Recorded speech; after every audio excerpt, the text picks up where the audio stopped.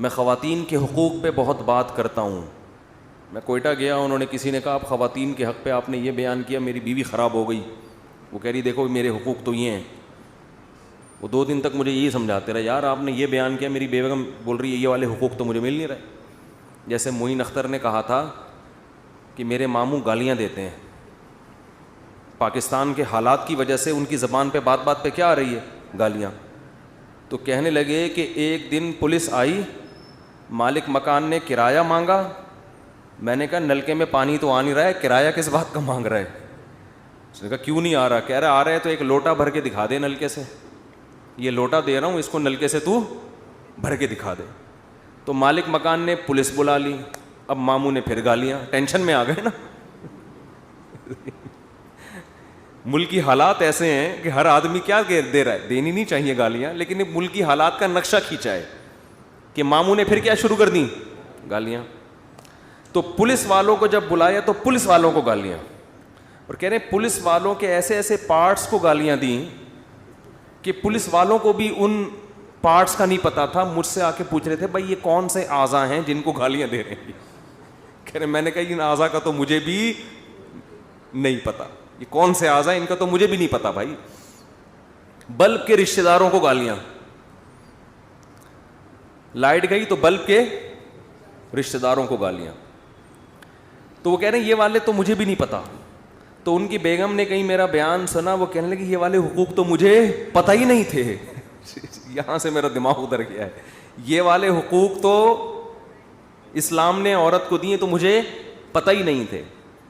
تو مجھے کہنے لگے یار کیا, میں نے کہا اگر حقوق بنتے ہیں تو دو بھائی, یہ کوئی بات تو نہیں ہوئی نا. لیکن ایک گڑبڑ کہاں ہو رہی ہے, جب میاں بیوی میں علیحدگی ہوتی ہے تو خواتین 90% خواتین شوہر سے بچے چھین لیتی ہیں. وہ تڑپتا پھرتا ہے, اور کوئی قانون جب تک بہت بڑا پوا نہ ہو, جج آپ کا چھوٹا بھائی ہے بلکہ وہ بھی نہیں مانے گا, بہت ٹھیک ٹھاک پیسہ ہو آپ کے پاس جج کو رشوت دینے کے لیے, بہت بڑی کوئی سورس ہو, اس وقت تک جج آپ کے حق میں فیصلہ بولو نہیں کرے گا. مکمل حقوق کس کے پاس جاتے ہیں؟ عورت کے پاس. آدمی خرچہ دے دے کے آدھا ہو جائے گا, ملے گا اسے کچھ بھی نہیں. عدالت سارا خرچہ آپ سے لے گی, مگر آپ کو باپ کے حقوق. ابھی تم لوگ کے ساتھ ایسا ہوا نہیں ہے, ہو گیا تو پھر بولو گے یہ مولوی صحیح کہہ رہا تھا. اللہ کرے نہ ہو ایسا. پھر آپ کے بچوں کو آپ کے خلاف ورغلایا بھی, نچوڑا پورا جائے گا آپ کو, سرنج سے نا پورا نچوڑا جائے گا. اسکول کی فیسیں بھی اس سے لو, علاج کا خرچہ بھی اس سے لو, لیکن بچوں کو باغی بنایا جائے گا کس کے خلاف؟ باپ کے خلاف. تو میں ان خواتین سے کہتا ہوں, اور اگر مرد چھین لے عورت سے تو وہ بھی ظالم ہے. یک طرفہ بات نہیں کر رہے ہم, جو بھی ظلم کرے گا وہ کیا ہے؟ ظالم ہے. تو بتاؤ جس مذہب نے جانور کے بچوں کو اس کے پیرنٹ سے جدا کرنے کی اجازت نہیں دی, وہ انسان کے بچوں کو ایک دوسرے سے جدا کرنے کی اجازت کیسے دے سکتا ہے؟ کتنا بڑا ظلم ہے باپ یا ماں پر. میاں بیوی میں جو مرضی ہو, قرآن کہہ رہے لا تضار والدۃ بولدہا ولا مولود لہ بولدہ, بچے کی وجہ سے نہ ماں کو نقصان پہنچاؤ اور نہ باپ کو. اور جو بچے ہیں جو جدائی کے بعد بچے بڑے ہو جاتے ہیں, ان بچوں سے بھی میری خصوصی گزارش ہے, ایک کہیں بھی ماں باپ میں سیپریشن ہوئی ہو, بچے باپ کے پاس چلے گئے یا ماں کے پاس چلے گئے, تو باپ کی باتوں میں آ کے ماں کے خلاف نہ ہو جاؤ, اور ماں کی باتوں میں آ کے باپ کے خلاف. بچے جس کے ساتھ رہتے ہیں اسی کے رنگ میں ڈھل جاتے ہیں. جو پروپیگنڈا باپ نے کیا ماں کے خلاف, بچے سمجھتے ہیں کہ یہ ٹھیک ہے, حالانکہ ماں سے مل کر وہ اس بدگمانی کو دور کر سکتے ہیں, مگر وہ ماں سے ملتے نہیں. وہ پتہ کیا الزام لگائیں گے, 10 سال ہو گئے ہماری ماں ہم سے کبھی ملی نہیں ہے, ہمیں تو بھول گئی. یہ نہیں پتا ہوتا کہ اس کمبخت باپ نے ملنے ہی نہیں دیا. نہیں آ رہی شرارت سمجھ میں؟ شرارت پتہ کیا ہوتی ہے؟ باپ بچے کو ماں سے نہیں ملنے دیتا اگر وہ غالب ہو, اور وہ جب بچے بڑے ہو رہے ہوتے ہیں تو اس کو سمجھاؤ دیکھو تمہاری ماں تو تمہیں بھول گئی, حالانکہ وہ تڑپ تڑپ کے رو رہی ہوتی ہے, تمام کوششیں اس کی ناکام ہو چکی ہوتی ہیں کیونکہ آپ کے جج سے تعلقات ہوتے ہیں. پھر بچے اور بدگمان ہو جاتے ہیں کہ ہماری ماں تو ہمیں ہمیشہ کے لیے بھول گئی. اور اگر ماں کے پاس ہوں تو ماں ان کو یہ سمجھاتی ہے کہ دیکھو 10-15 سال ہو گئے تمہارے باپ نے مڑ کے نہیں دیکھا, نہ کبھی خرچہ بھیجا. بچوں میں اتنی سینس نہیں ہوتی کہ باپ سے مل کے پوچھیں کہ ابا حقیقت بتاؤ ہے کیا.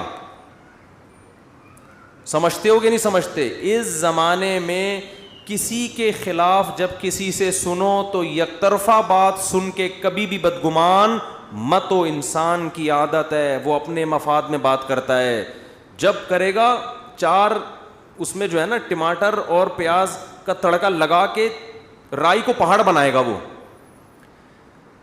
بچے کے لیے ماں کا جیسا حق ہے باپ کا بھی ویسا ہی, باپ کا جیسا حق ہے ماں کا بھی ویسا. میرے پاس آتے ہیں ایسے کیسز, بچہ کہتے ہیں ہمارے باپ نے ہمیں پوچھا نہیں. میں کہتا ہوں بھائی جو باپ ہے نا اس کے پانی سے اللہ نے تمہیں بنایا ہے, اس کا حق قیامت تک ختم, مرنے کے بعد بھی ختم نہیں ہوگا, زندگی تو دور کی بات ہے.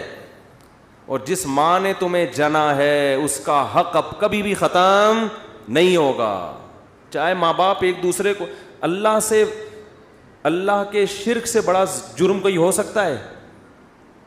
قرآن کہہ رہے ماں باپ اتنے بڑے ظالم کہ اللہ کے ساتھ شرک کر رہے ہوں بلکہ تمہیں بھی کافر بنا رہے ہوں تو بھی ان کے ساتھ صاحبہما فی الدنیا معروفا, دنیا میں تم نے ان سے اچھا سلوک ہی کرنا ہے کیونکہ تمہارا تو باپ ہے نا, وہ میرا نافرمان ہے, میں نمٹوں گا.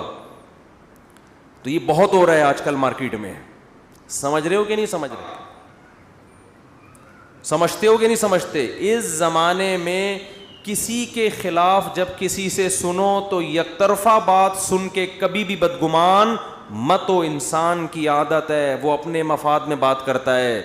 جب کرے گا 4 اس میں جو ہے نا ٹماٹر اور پیاز کا تڑکا لگا کے رائی کو پہاڑ بنائے گا. وہ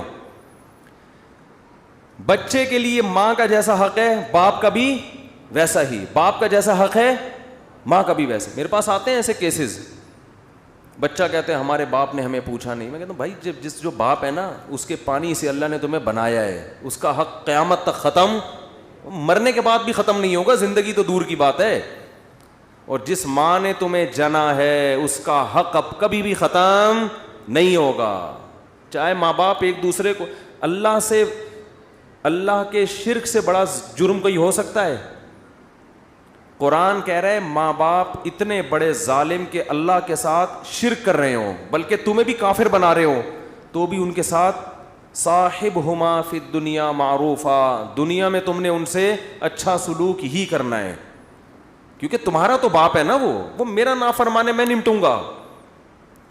تو یہ بہت ہو رہا ہے آج کل مارکیٹ میں. سمجھ رہے ہو کہ نہیں؟